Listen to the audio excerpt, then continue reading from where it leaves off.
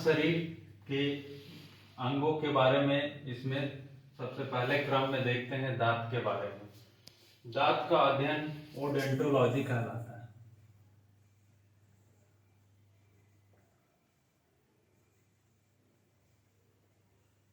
और इसके जो डॉक्टर होते हैं ओडोंटोलॉजिस्ट कहलाते हैं। मतलब ये ओडोंटोलॉजी और आगे जो दांत के जो डॉक्टर होते हैं उनको ओडोंटोलॉजिस्ट कहते हैं। ये इनके डॉक्टर होते हैं जो इनके दांत से संबंधित जो भी बीमारी या फिर दांत से संबंधित जो भी रोग वगैरह होते हैं उसके लिए होते हैं। और ओडोंटोलॉजी दांत का अध्ययन कहलाता है।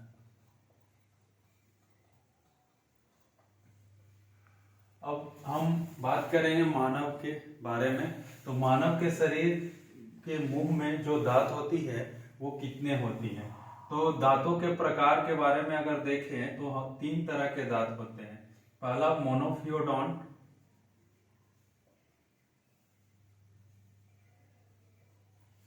डाइफियोडोंट और हेट्रोफियोडोंट। मोनोफियोडोंट कहने का अर्थ होता है कि एकल दांत या एकल दंती कहते हैं, द्विदंती भी कहते हैं, और ये विषम दंती। एकल दंती जो जीवन में एक बार ही आता है उस दांत को हम लोग जो पूरे जीवन भर में एक बार आता है। और द्विदंती जो जीवन में 2 बार आता है। और विषम दंती, विषम मतलब होता है अलग अलग प्रकार के होते हैं जो दांत, उसको विषम दंती कहते हैं। जैसे कि हमारे मानव शरीर के दांतों की बात करें, अगर मानव की बात करें तो उसमें 4 प्रकार के दांत होते हैं।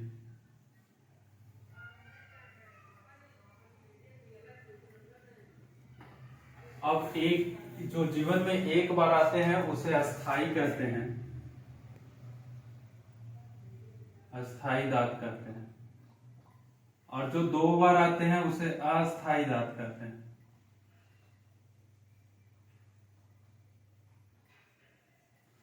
और जो 4 प्रकार के दांत हैं उसके बारे में हम लोग देखते हैं कि 4 प्रकार के दांत कौन कौन से होंगे। अब इसके बारे में जानने के बाद हम लोगों को देखना है कि दांतों का जो भाग होता है वो कैसे कैसे होता है। अगर हम लोग दांत की जो ऊपरी भाग होती है उसके बारे में अगर बात करें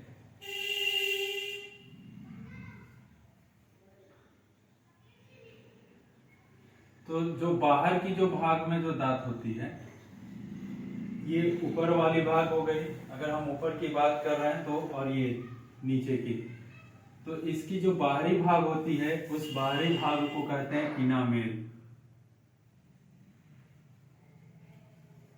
जो सबसे कठोर भाग होती है ये बाहरी भाग है।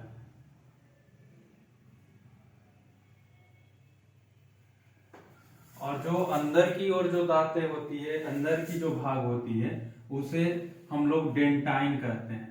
ये जो बाहर वाली भाग हो गई इनामेल, और ये अंदर की जो भाग होती है उसे डेंटाइन कहते हैं। डेंटाइन उतनी मजबूत नहीं होती है, इसके अपेक्षाकृत वह थोड़ा कमजोर होती है। इनामेल दांत जो होती है बाहर से जो दिखती है सफेद रंग की वो इनामेल होती है।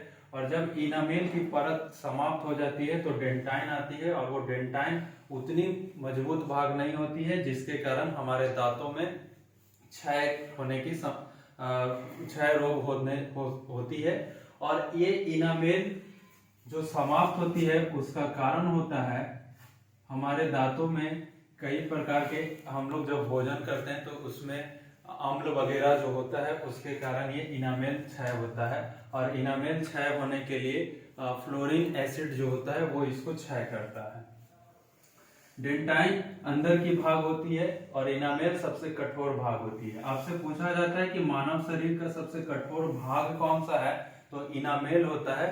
और कठोर अगर चलिए अब आगे और देखते हैं कि इनामेल जो क्षय होता है वो फ्लोरीन एसिड्स होती है, उसके कारण वो क्षय होता है।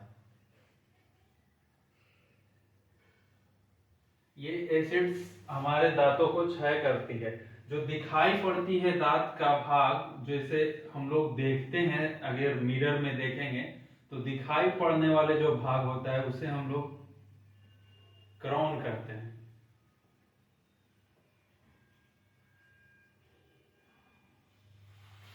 अब दांत का कार्य क्या है उसके बारे में थोड़ा सा देखते हैं कि दांत का कार्य क्या होता है।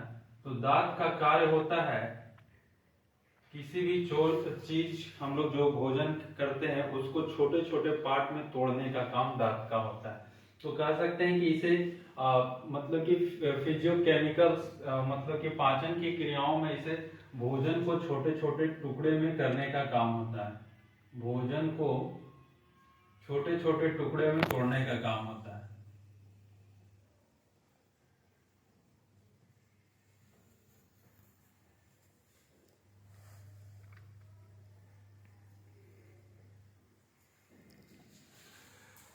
अब देखते हैं कि हमारे जो दांत है उसके बारे में कि दांत कितने प्रकार के होते हैं और मानव के शरीर के दंत सूत्र क्या होते हैं उसके बारे में देखते हैं।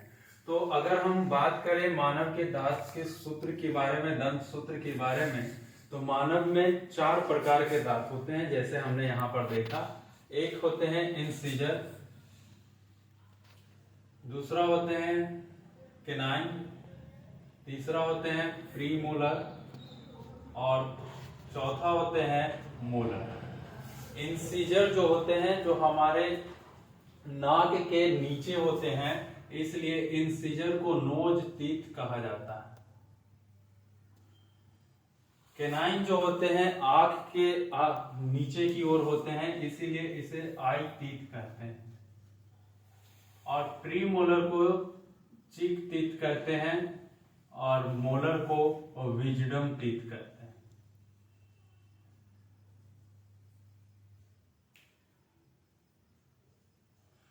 इंसिजर का काम होता है, इंसिजर का काम होता है भोजन को छोटे छोटे भाग में तोड़ने का काम इंसिजर को होता है।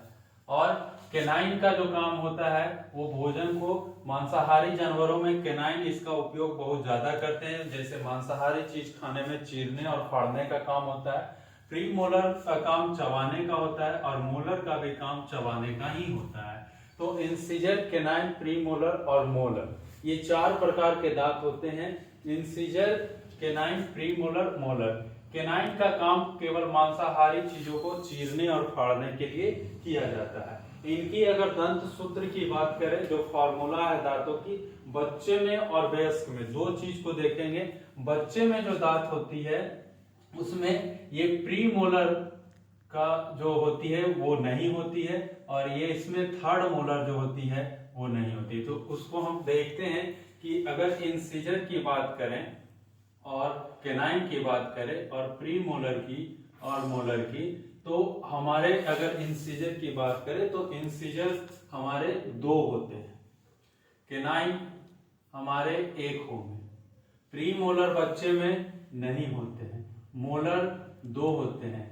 तो आखिर प्रीमोलर होते कितने हैं? प्रीमोलर होते हैं 2 और मोलर कितने होते हैं? 3। तो 3 मोलर और 2 प्रीमोलर। तो बच्चे में ये 2 प्रीमोलर नहीं होते हैं और मोलर 1 इसमें नहीं होते हैं। तो आप याद रखेंगे कि थर्ड मोलर, जैसे अगर मोलर की हम बात करें 1, 2, 3, तो ये 2 तो होते हैं और ये थर्ड मोलर नहीं होते हैं। प्रीमोलर की बात करें 1 और 2, ये दोनों नहीं होते हैं। इसी तरह से ये ऊपर की दांत हुई।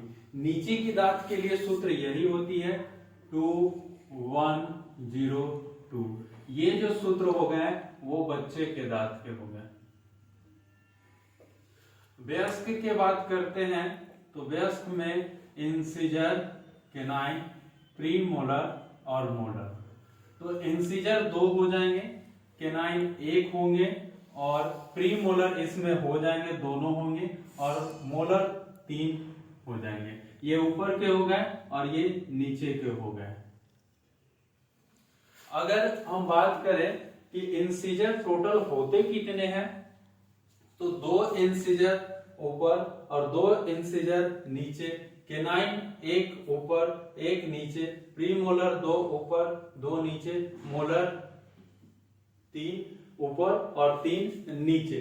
ये दांतों का जो हुआ आप देख सकते हैं कि यहाँ पर इसको अगर ऐड करते हैं तो 2 1 3 2 5 और 3 8, और ये 2 1 3 2 5 और 3 8। हमने दांतों का ये वर्गीकरण किया है वो इस तरह से किया है कि एक साइड का ये दांत हो गई, मतलब नाक से हम इधर देखिए, यहाँ पर आप देखेंगे कि वयस्क में जो दांतें होती है वो हमने अभी एक साइड की दांतों को आपको बताया। जैसे इंसीजर ये 2 हो गए, उसके बाद ये इंसीजर 2 हो गए, देखिए ये बीच से हम डिवाइड अगर करते हैं तो 2 इंसीजर यहाँ हो गए, एक केनाइन यहाँ है, प्रीमोलर यहाँ देखिए 2 हो गए और मोलर यहाँ पे 3 हो गए। उसी प्रकार से आपका नाक से इधर भी दांत होंगे, तो इंसीजर इधर आपका हो गए 2, एक हो गए केनाइन और 2 हो गए प्रीमोलर और 3 हो गए मोलर। तो आप अपने नाक से इधर कर दीजिए 8 दांत और 8 इधर, तो 8 और 8 16 हो गए, 16 उसी तरह से नीचे जबड़े में होंगे तो 8 8 16, तो 16 और 16 32 दांत हो गए। अब आपसे क्वेश्चन पूछा जाता है कि पूरे जीवन काल में मानव के कितने दांत आते हैं और कितने दांत पूरे जीवन काल में आते हैं। तो ये देखिए कि 32 जो दांत हो गए वो अस्थायी रूप से हो गए। आखिर ये कौन सा दांत नहीं होते हैं और कौन सा अस्थायी दांत होते हैं। देखिए तो सबसे पहली बात कि कौन सा दांत नहीं होते हैं बच्चे में, तो सबसे पहले देखें तो ये प्रीमोलर नहीं होते हैं और मोलर नहीं होते हैं। तो प्रीमोलर कितने नहीं होते हैं, 2 होते हैं इधर और 2 होंगे उधर, 2 नीचे भी होंगे 2 इधर भी होंगे, तो हम 2 से 4 का मल्टीप्लाई कर देते हैं तो आपका कितना हो जाएगा 8। और एक थर्ड मोलर नहीं होते हैं यहाँ पे, थर्ड ये 3 नहीं है, ये थर्ड मोलर है, थर्ड मोलर। तो ये थर्ड मोलर एक नहीं होंगे, तो एक अगर ये मोलर नहीं होते हैं बच्चे में तो कौन, एक इधर नहीं होंगे तो एक इधर भी नहीं होंगे, नीचे भी एक नहीं होंगे और नीचे इस साइड भी नहीं होंगे। तो 1 2 3 4, तो अगर हम इसमें भी 4 से गुना कर देते हैं, ये जो भी सूत्र निकला हुआ है वो सभी में 4 से गुना करना ही होता है।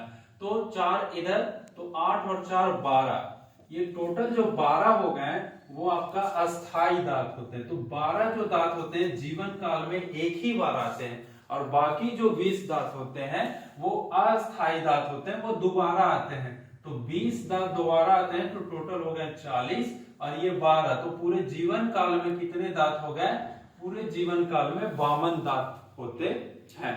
अब देखिए कि कई बार क्वेश्चंस आते हैं कि मच्छर में कितने दांत होते हैं, तो मच्छर के दांत की बात करें तो 47 होते हैं, उनके भी दांत 47 होते हैं। और अगर हम दांतों की और अध्ययन करें तो पता चलता है कि दांतों जो होती है वो हमें भोजन को पाचन की एक पाचन क्रिया में मदद करती है। आज हम लोग यहाँ तक देखते हैं, दांत के बारे में देखें और इसके बाद और भी आगे चीजों को देखेंगे। और आज यहीं तक रहने दीजिए और चैनल को सब्सक्राइब करें, लाइक करें और शेयर करें।